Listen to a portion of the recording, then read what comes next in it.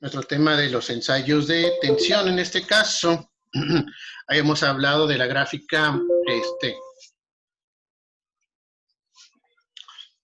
las dos gráficas que teníamos, que decíamos que la más importante o la que nosotros íbamos a considerar era la de esfuerzo de formación. Vamos a empezar por la que nos da la máquina universal, en este caso la gráfica o la que se construye con los datos de carga y alargamiento. Parece que esta es preliminar a la gráfica de esfuerzo y de formación. Decíamos que esta gráfica de carga-alargamiento es exclusiva para cada probeta, es decir, en este caso la probeta en particular, nosotros solamente es válida para esa probeta, ¿sí? Y que nosotros después la vamos a pasar esos datos en base a alguna serie de cálculos adicionales, convertirla en una gráfica de esfuerzo de formación. A ver, Saúl Uriel Zapata.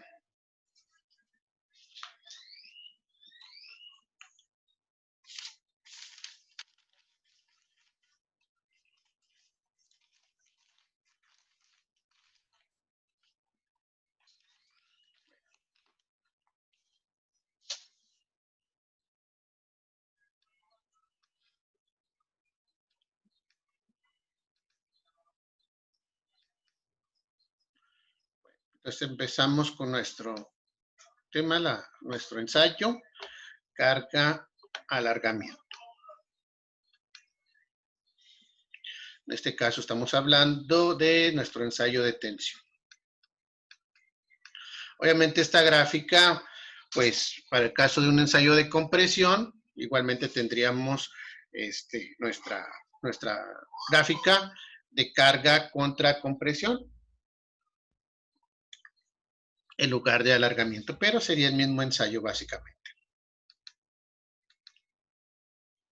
Algunas consideraciones que hay que tomar en cuenta acerca de la gráfica. Decíamos que no se trata nada más de generar la gráfica, ahora sí que, como decimos en la primaria o en la secundaria, no se trata de que se vea bien bonita y todo y que ya la hice, si no sé qué es lo que estoy haciendo, si no sé para qué sirve, cuál es la utilidad de esa gráfica.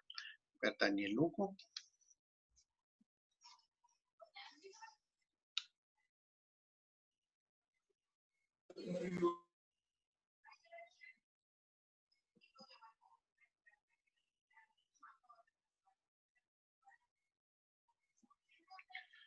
Jonathan Israel Arzola.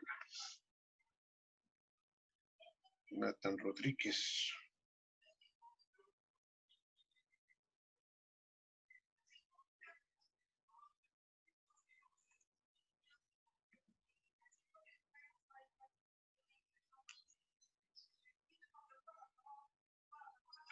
Bueno. Algunas consideraciones vamos a tener que hacer por cuestiones del mismo material, ¿sí? Un ensayo que es un ensayo mecánico y que es muy difícil a veces tomar lecturas instantáneas. Ahorita vamos a ver a qué nos referimos con cuáles tomas de lecturas instantáneas y por qué la gráfica a veces parece como si no coincidiera con lo que estamos observando. Obviamente tenemos nuestro eje, como decíamos, el caso de carga y alargamiento. Y tenemos nuestra gráfica, tal como la habíamos visto o como la habíamos observado en la clase anterior. Ya habíamos visto las diferentes partes que tiene nuestra gráfica. A partir de ella vemos que son pues básicamente tres zonas, ¿sí? Esta zona donde tenemos una línea recta, otra pequeña que puede ser línea recta, puede ser una curva o puede ser una zona quebrada. Y luego una línea curva que primero sube y luego baja. Tenemos primeramente la zona elástica, ¿sí? Esta parte de aquí. ¿Qué es lo que ocurre ahí en esa parte? Como nos menciona, aquí se aplica una carga constante, ¿sí? Empieza aquí en 0 y va subiendo, ¿sí? Nuestra carga por medio del eje Y, va subiendo, subiendo, y obviamente se va produciendo nuestro alargamiento correspondiente de la probeta. ¿Por qué se genera una línea recta? ¿Sí? Porque aquí existe una resistencia que no permite que el material se deforme.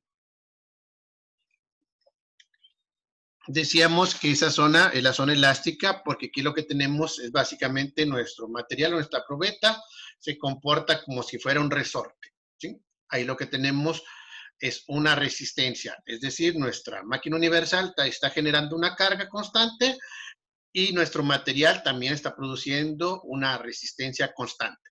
Eso es lo que nos provoca una línea recta que nosotros habíamos dicho que dentro de matemáticas podríamos considerarla, de hecho está así, como la tangente trigonométrica o en el caso de geometría analítica que ustedes ven, equivalente a la pendiente de la línea. Esto ocurre específicamente en esta parte. Luego tenemos nuestra segunda parte de nuestra curva carga alargamiento, la llamada zona de fluencia, aquí en esa parte. ¿Por qué ocurre esta sección? De hecho, muchas de las veces lo que tenemos aquí es en lugar de una línea recta, una curva que primero baja y luego sube. Por eso decíamos ahorita que de repente vemos una zona como que quebrada. ¿Esto por qué ocurre o por qué se da esa zona? Porque se rompe la resistencia elástica. Es decir, aquí nosotros teníamos, si lo quieren ver así, dentro de lo que se ve en la preparatoria, nosotros tenemos una fuerza que está intentando estirar nuestro material y tenemos otra fuerza que está jalando en sentido contrario. Nosotros en la prepa vimos lo que ocurre cuando tenemos una probeta, en este caso la probeta, y tenemos dos fuerzas, una que está jalando hacia afuera y otra que está jalando hacia adentro. ¿Qué es lo que ocurre? Como son vectores colineales, lo que ocurre es que se van a restar. Agustín Chuy.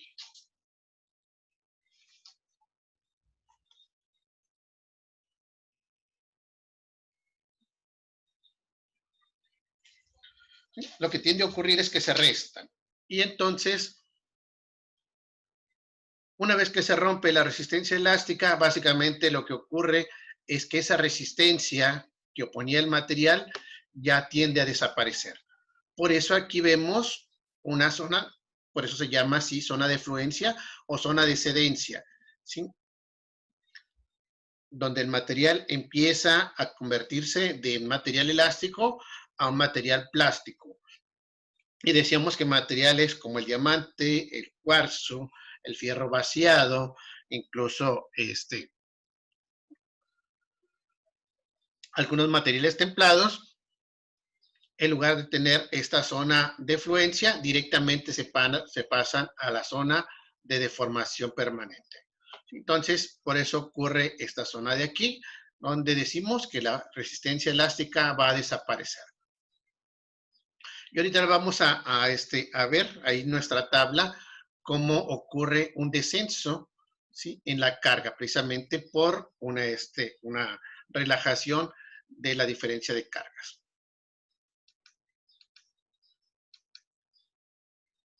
Luego tenemos la llamada zona plástica, que empieza donde se termina nuestra zona de fluencia. La carga sigue aumentando.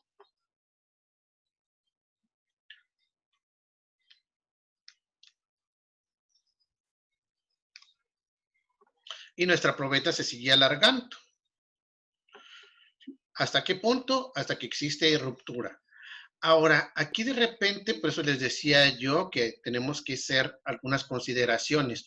Mientras aquí tenemos las partes por las razones por las cuales nuestra gráfica tiene esa forma, ¿sí? Porque aquí en esta zona parece contradictorio que de repente tenemos una carga que va aumentando y aquí, mientras aquí se ve que sí aumenta un poquito, hay otras partes, otras gráficas donde se ve como que se baja la carga y de hecho sí se baja la carga tal cual.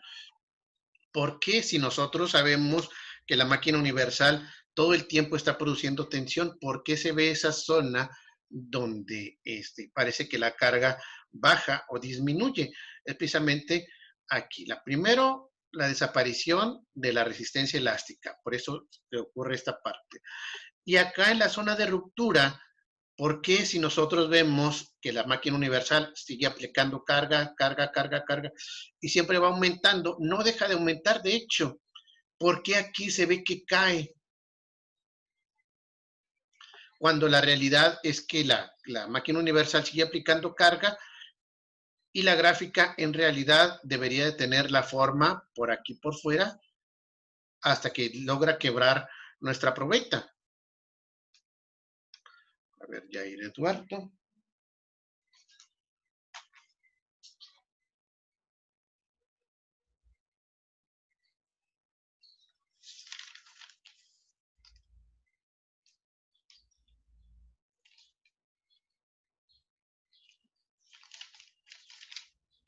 César Sauceda. Buenas noches, profe. Buenas noches.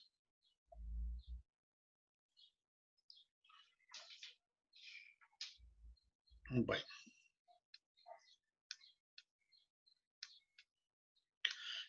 Aquí decíamos por qué ocurre esto, ¿sí? Donde tenemos una caída de carga, una caída aparente, ¿sí? Esto se debe a que cuando nosotros vamos estirando, y nuevamente ponemos el mismo caso de la liga, si ustedes la ven donde van estirando, sobre todo cuando la liga es gruesa, ¿sí? Ven que conforme la van estirando, de repente llega un momento en que en el centro se ve que la liga es más delgada, ¿sí? Precisamente porque el estiramiento ya es demasiado. Entonces, en los extremos la liga sigue permaneciendo gruesa y al centro tiende a adelgazarse mucho. Lo mismo ocurre aquí, por eso se ve la disminución de carga, porque en este punto ya nuestra probeta cede, es decir, ya empieza a romperse. El equivalente como cuando nosotros aplicamos carga sobre, por ejemplo, sobre un block, empezamos a aplicar carga, carga, carga, y de repente vemos que se empieza a resquebrajar. Es exactamente lo mismo, ¿sí? En esta zona, nosotros, nuestra probeta llega a su punto máximo y luego ya empieza a ceder. Ahorita lo vamos a ver de forma instantánea. Por eso les decía que tiene la limitante precisamente de que tenemos una disminución de área, sobre todo en la zona de cedencia. Pero esta cedencia es casi instantánea. Entonces, ahí nosotros vamos a tener un punto en el cual de repente la probeta del diámetro que tiene empieza a bajar. Si nuestro material es bastante dúctil, es decir, se puede estirar sin problema, vamos a ver de repente cómo empieza a adelgazarse. Si nuestro material es duro, vamos a ver de repente qué pasa de un diámetro más o menos uniforme a un diámetro que cede demasiado pronto, ¿sí? Entonces, esta es la parte que nosotros tenemos que considerar y de hecho tendríamos que hacer un ajuste para tener una gráfica más real de nuestra carga. De hecho, este ajuste generalmente se hace no en nuestra gráfica de estas de carga, alargamiento, sino se hace el ajuste en la gráfica de esfuerzo de formación. Bueno, entonces tenemos nuestro ensayo de tensión. Y pues a grandes rasgos decimos que se trata de una prueba destructiva. Sí, generalmente utilizamos pruebas, probetas estandarizadas, ya que tienen las medidas ya normalizadas. Hay unas tablas que nos indican que para cierto diámetro tiene que tener cierta longitud y ese tipo de cosas. Algunas veces lo que tenemos que utilizar son escalas, precisamente por la naturaleza del material. A veces el material es muy pequeño y nosotros necesitamos hacer uno o dos ensayos, ¿sí? El equivalente a lo que hacen los médicos cuando tienen que hacer un análisis, por ejemplo, de ADN, ¿sí? O análisis de contenido de glóbulos rojos, glóbulos blancos. Si la persona la tienes ahí a un ladito, pues simplemente tomas la cantidad de sangre o la muestra correspondiente de la persona, todas las muestras que hagan falta. Pero si lo que tenemos es una cantidad limitada de material, pues ni modo, con lo que tenemos hay que hacer 2, 3 muestras y con eso debemos de poder hacer nuestro análisis. Lo mismo ocurre aquí. Si tenemos una serie de planchones de material grande, una barra larga, pues podemos hacer nuestra probeta estandarizada. Pero si el material que nos lo mandan es tal cual, te lo mandan así tal cual un pedazo, pues sabes que con ese tienes que trabajar, no es lo único que te van a mandar. Y de ahí puedes hacer, puedes tomar decisión, decir, ¿sabes qué? Hago una sola probeta estandarizada, o ¿sabes qué? Pues mejor hago 3 ensayos o 2 ensayos, probetas más pequeñas, y lo que hacemos es lo que conocemos en matemáticas como interpolar o extrapolar datos, ¿sí? De acuerdo a la escala que estamos manejando, pues hacer la proporción correspondiente. Y aquí tenemos, como habíamos dicho, las propiedades que se analizan de acuerdo a la probeta, en este caso de ensayo, ¿no? Llamado la zona de elasticidad, la zona de fluencia, el esfuerzo máximo y el de ruptura. Aquí hablamos de un porcentaje de elongación o porcentaje de alargamiento. Este se utiliza, como les decía, cuando hablamos de probetas que se realizan a escala.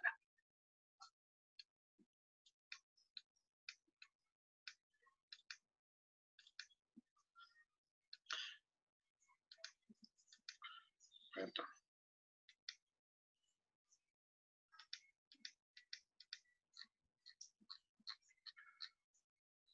Bueno, tenemos aquí un video, pequeño video donde vamos a ver más o menos cómo funciona nuestra máquina universal, donde se va a hacer la aplicación de nuestro ensayo. Aquí vemos cómo están las mordazas. En este caso, las mordazas son de presión, es decir, nuestra probeta es totalmente cilíndrica. Entonces, lo que utilizamos son mordazas que tienen la forma en V, que generan una presión sobre ella. Son mordazas hidráulicas, es decir, la fuerza que aplican es constante. No importa qué tanta resistencia o deslizamiento tenga nuestra probeta o intente deslizarse, siempre se va a mantener por ahí la fuerza para mantenerla en su lugar y continuar con el estiramiento.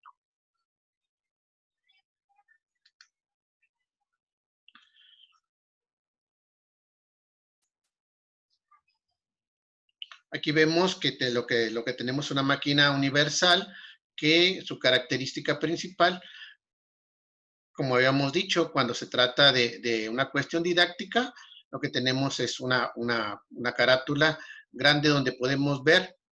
Aquí, si se acuerdan, cuando veíamos la teoría de esta máquina universal, teníamos 2 agujas, ¿sí? Y decíamos, ¿dónde está la otra? Bueno, precisamente están empalmadas, porque decíamos una de ellas es la aguja loca o aguja seguidora. Lo único que hace es desplazarse junto con la aguja principal o la aguja motriz, la va arrastrando. Una vez que llega al punto final, la aguja motriz, que es la que va realizando la lectura, se regresa a su lugar y la aguja loca o aguja seguidora lo que hace es se mantiene en su lugar para indicarnos la carga máxima que se aplicó. Entonces, si se fijan, no se ve básicamente donde nosotros estamos aplicando carga, no se ve directamente en la probeta qué es lo que está ocurriendo. Sin embargo, aquí se ve donde se va generando nuestra gráfica. Y si se fijan en la gráfica, es la gráfica que decíamos ahorita, la gráfica carga contra alargamiento, en este caso son kilonewton, una escala en kilonewton contra milímetros, ¿sí? Es la que nos da nuestra probeta.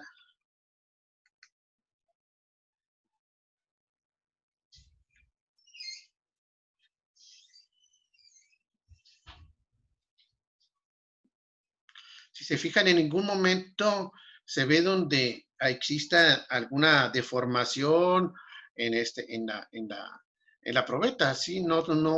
Básicamente, si nosotros no supiéramos que se está aplicando carga, ni siquiera nos daríamos cuenta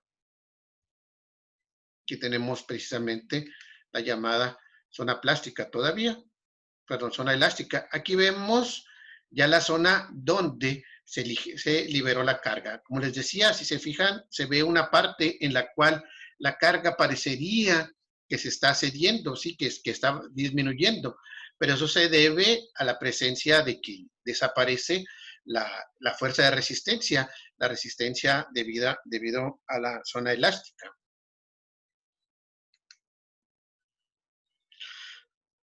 Ahí es donde ya nosotros vemos como la zona de fluencia, el límite de fluencia, desaparece y ya se empieza a producir la zona de deformación permanente. Aquí es lo que nosotros conocemos como la zona de plasticidad, lo que decíamos, las dos propiedades de maleabilidad y ductilidad. Fíjense cómo va subiendo, y eso es constante. Mientras nuestra probeta tenga esa forma, no sea nada apreciable, nuestra carga se va a mantener. Va a llegar a un punto máximo en el que la aguja se va a botar, ¿sí?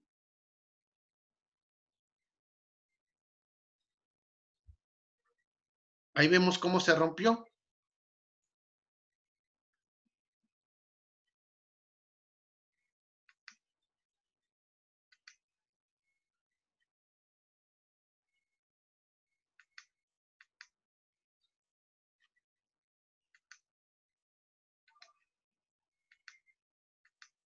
¿Sí? Si se fijaron, ahí se empieza a ver, perdón.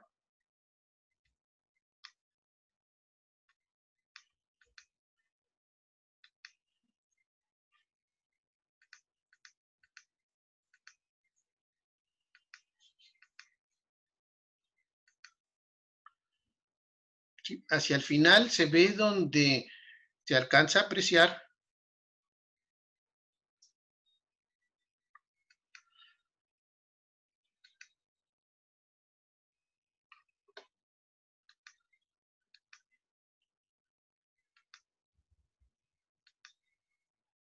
esta parte, ¿sí? Esta parte es la que quería mostrarles.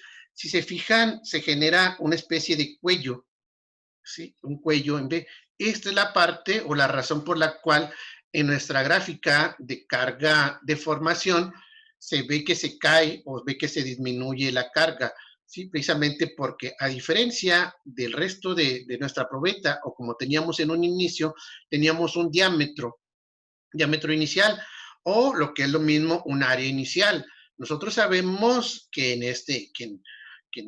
de matemáticas o de física de la preparatoria, que el esfuerzo, o a veces lo mencionan así como esfuerzo, es la carga entre el área. Entonces, aquí lo que tendríamos es siempre una área constante, ¿sí? Digamos que, por decir algo, que fuera de 25 milímetros o 12.7 la media pulgada. Mientras la media pulgada se mantuviera constante, nosotros veíamos en nuestra gráfica que la carga seguiría subiendo. Pero cuando esto empieza a ceder, ya el área ya no es la misma, ¿sí? Ya no podemos decir que podemos calcular la carga entre el área, porque ahora lo que tenemos son áreas instantáneas, ¿sí? El área va disminuyendo de forma instantánea cada vez más.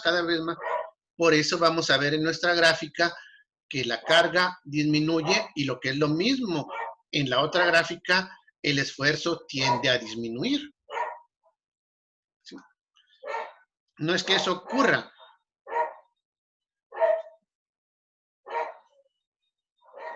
sino que esta parte de aquí es donde se produjo la reducción de área, el área instantánea. Por eso está muy pequeña en longitud nuestra gráfica, nuestra curva, precisamente porque es algo bastante rápido. La caída es así. Van a ver que dentro de una prueba, por ejemplo, de aluminio, esta curva tiende a ser más larga, precisamente porque el aluminio sí tolera una deformación aún mayor. Entonces vamos a ver que esta curva de caída es todavía más larga.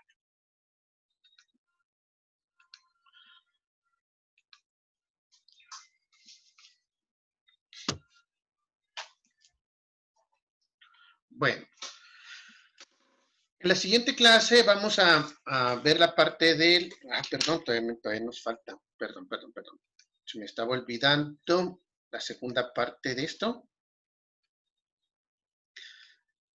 Donde lo que tenemos en nuestra gráfica, ¿sí? Nuestra máquina universal, lo que teníamos era una lectura, ¿sí? Y así como nos genera una gráfica de inicio, también nos genera una salida de datos de esta forma. Entonces nosotros tomamos los datos y en base a esto nosotros podemos tener algunos análisis. Lo primero que vamos a ver es cómo graficarlo, ¿sí? Porque sería uno de los ejercicios que ustedes tendrían que hacer para este segundo parcial. Tomamos nuestra lectura de datos y generamos nuestra gráfica, ¿sí? A lo mejor alguno de ustedes ya la sabe hacer, pero bueno, si alguien no la sabe, vamos a verlo de forma rápida. Estos datos, esta tabla yo se las daría. Tomamos todos los datos, incluyendo los encabezados, ignorando la parte de mero arriba.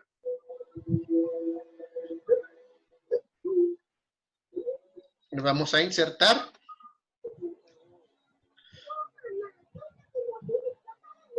Insertar gráfico. Y elegimos, en este caso, el gráfico de dispersión. ¿Sí? Si se fijan aquí, se alcanza, ya más o menos se alcanza a ver donde tenemos los puntos, ¿sí? Los diferentes puntos que tiene nuestra tabla. Pero en este caso nosotros necesitamos, aparte de los puntos, necesitamos la línea. Entonces, elegimos la que corresponde, donde tenemos puntos y tenemos líneas. Y le damos a aceptar.